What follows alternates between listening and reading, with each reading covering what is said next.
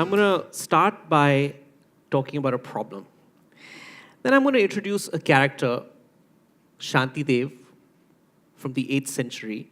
And then I'm going to tell you why I think Shantidev can help us solve the problem. So I want to ask you to put your hand up if you've all had to deal at some point in your life with difficult people.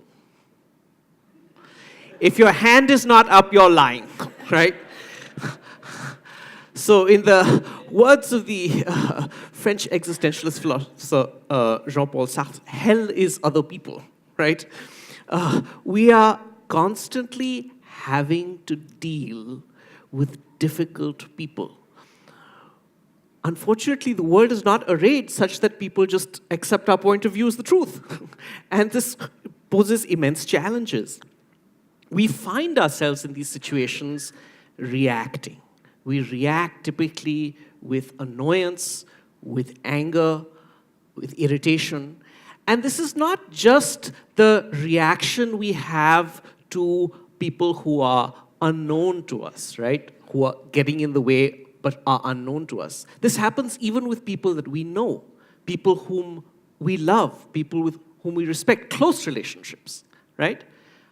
We have these reactions of irritation, of anger, of frustration, and nobody likes to be in that state. Nobody likes that experience, right?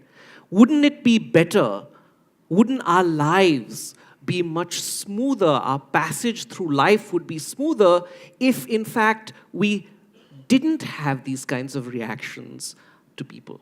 So, how might we change ourselves? How might we change our reactions to people so that instead of reacting with irritation, with anger, we in fact can perhaps deal with the situation with a certain amount of calm, a certain amount of compassion, a certain amount of equanimity, right? This is a problem.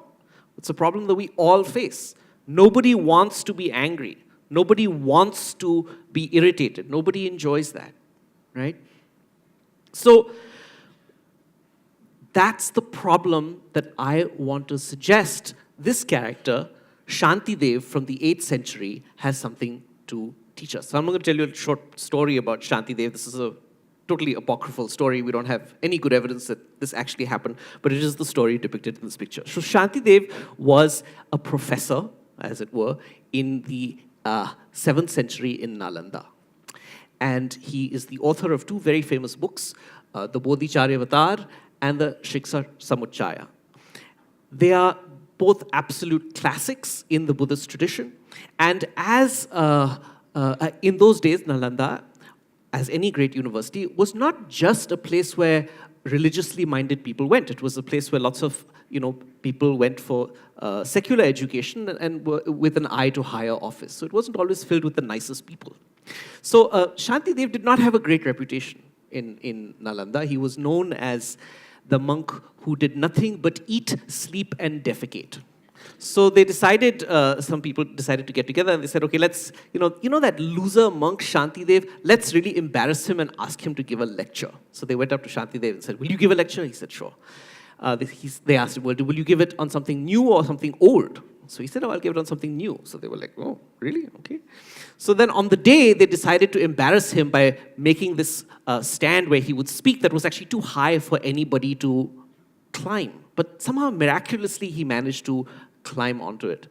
And then, as this is the apocryphal story, as he recited the Bodhicharyavatara, he disappears into space. So what is in this text, which dates from the 8th century, that might have something to speak to us today, that might have something to teach us today? Very, very quickly, Shantidev's innovation, the striking innovation, is that he used not just the resources of reason to try and re-engineer what the internal situation of an agent is so that they can react compassionately towards all. Not just reason. Because, of course, we can reason ourselves to all sorts of conclusions, but we yet behave in another way, right? So how do we do that? Shantidev's singular innovation was an integration of reason with the imagination in a series of structured exercises that he called the supreme mystery, the exchange of self and other. And if you want to know what that is, you'll just have to read my book. Thank you.